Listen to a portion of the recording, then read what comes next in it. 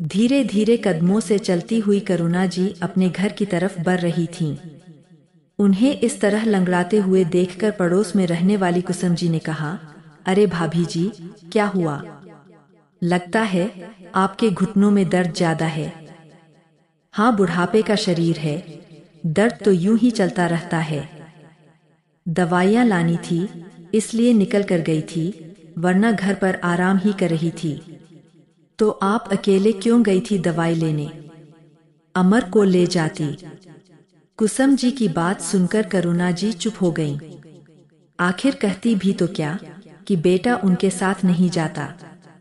पर कुसुम जी को तो उनके घर की सारी रामायण पता थी, इसलिए उन्होंने आगे कुछ नहीं कहा और चुप हो गईं। आखिर बोल बोलकर क्या किसी के दर्द को कुरेदना। करुणा जी वैसे ही लंगड़ाते हुए अपने घर की तरफ बढ़ गईं। करुणा जी जैसे ही घर में घुसी तो देखा उनके कमरे का सामान ऊपर वाले कमरे में शिफ्ट हो रहा था। एक पल के लिए सोच में पड़ गईं, फिर बोली, अरे मेरा सामान ऊपर कहाँ शिफ्ट कर रहे हो?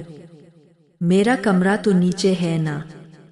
ऐ नहीं था मम्मी जी, हमें उस कमरे की बहुत जरूरत थी, इस कारण से आपका कमरा ऊपर शिफ्ट कर रहे हैं। पर मेरे घुटनों में दर्द रहता है, यूं बार बार सीढ़ियां ऊपर नीचे चढ़ना नहीं कर सकती। बाहर घूम कर आने में आपके घुटने में दर्द नहीं होता, ऊपर नीचे होने में ही दर्द होता है। सब बहाने हैं, रहने दीजिए, आपको ऊपर वाले कमरे में ही जाना पड़ेगा। पर बहू, मैं घूमने नहीं गई थी, मेरी दवाइयाँ खत्म हो गई थी। मैं तो अपने घुटनों के लिए दवाई लेने गई थी।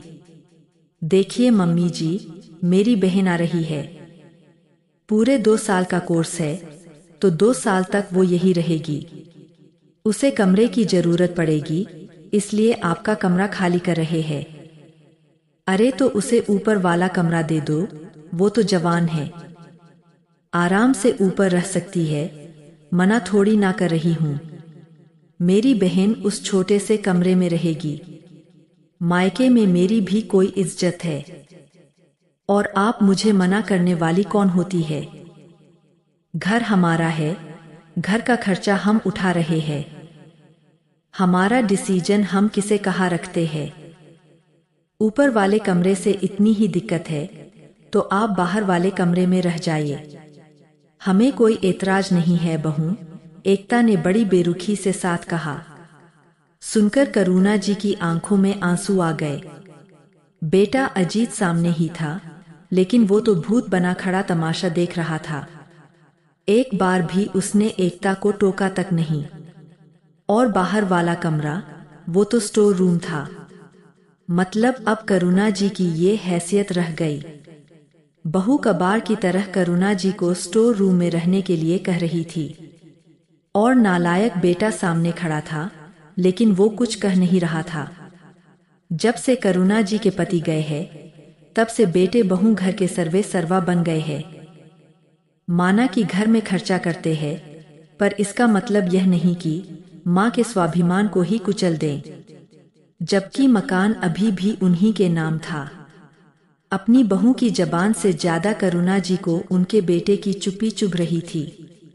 बहू, जब तुमने मेरा कमरा लिया था ये कहकर कि मम्मी जी हमें बड़े कमरे की जरूरत है, तब मैंने कुछ नहीं कहा, यह सोचकर चुप रह गई थी कि बेटे बहू को क्या तकलीफ देना। दोनों मेरे अपने ही तो है, लेकिन आज तुम मुझे स्टोर रूम में रहने को कह रही हो। शुक्र मनाइए कि स्टोर रूम में रहने को कह रही हूँ, वृद्धा आश्रम में नहीं भेज रही हूँ। एक तो हमारा ही खाती हो, ऊपर से हमें ही सुना रही हो। बस करो बहू, बहुत बोल लिया तुमने। यह घर आज भी मेरा है, तुम यह मकान अपने दहेज में नहीं लाई थी। और हाँ, चुपचाप अपना कमरा भी खाली करो, मैं अपने कमरे में वापस शिफ्ट हो रही हूँ। अच्छा, घर का खर्चा हम करें तो आपकी 2 बातें क्यों सुने? आज के बाद करने की जरूरत नहीं है। अगर इस घर में रहना है तो किराया दो, अन्यथा घर खाली करके चले जाओ। मैं किराएदार रख लूंगी, मेरे घर का खर्च मैं खुद निकाल लूंगी। मम्मी, तुम अपने बेटे को इस घर से निकलने के लिए कह रही हो? वाह बेटा, इतनी देर से तेरी बीवी जब मेरी बेइज्जती किए जा रही थी, मुझे वृद्धाश्रम छोड़कर आने की बात कर रही थी, तब तुझे सुनाई तक नहीं दे रहा था। और मैंने तुम लोगों से किराया क्या देने को कह दिया, तुम्हें सुनाई देने लगा। अब तक यही सोचती रही कि काश एक दिन तुम लोग मुझे समझोगे, पर वो दिन कभी नहीं आया। शायद मुझे अकेले रहने से डर लगता था, पर अब नहीं। अब यूं बेइज्जत होकर साथ रहने से अच्छा है स्वाभिमान के साथ अकेली ही रहूं। अब जो भी निर्णय लेना है फटाफट लो और कमरा खाली करो। ये सब सुनकर बेटा बहू की हालत खराब हो गई। इतनी जल्दी कहाँ जाएंगे? दोनों फटाफट माँ के पैरों में पड़ गए। हमें माफ कर दो मम्मी, प्लीज हमारे साथ ऐसा मत करो। पर करुणा जी ने मन पक्का कर लिया था, वे झुकने को तैयार नहीं हुई। निरादर की 2 रोटी से तो स्वाभिमान की 1 रोटी भली। और आखिरकार अजीत और एकता उसी घर में ऊपर वाले 2 कमरों में शिफ्ट हुए और आज भी उसका किराया दे रहे हैं, जबकि नीचे का वो 1 कमरा किसी और को करुणा जी ने किराए पर दे दिया। रही बात एकता की बहन की, तो वह हॉस्टल में रहकर अपनी पढ़ाई कर रही है।